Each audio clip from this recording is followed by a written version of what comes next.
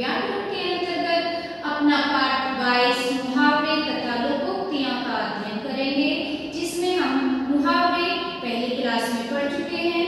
आज हम लोकोक्तियां को समझेंगे और जानेंगे। लोकोक्तियों को हम कहावत भी कहते हैं। कहावत। अब हम जानना चाहते हैं कि लोकोक्ति का अर्थ क्या है। बच्चों, लोकोक्ति दो शब्दों से मिलकर बना है, लोक और उक्ति।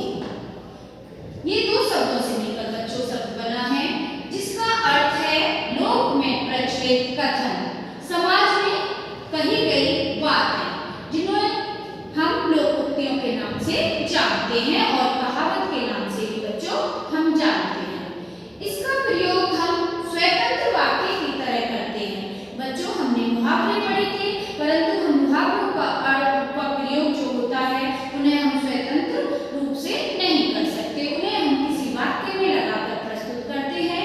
परंतु लोकोक्तियों को हम ये अपना वाक्य ही के रूप में होती है और हम इनको वाक्य में स्वतंत्र रूप से प्रस्तुत कर सकते हैं।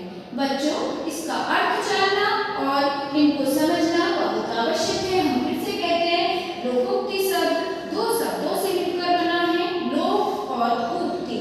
लोक होता है संसार, उक्ति होता है कथन।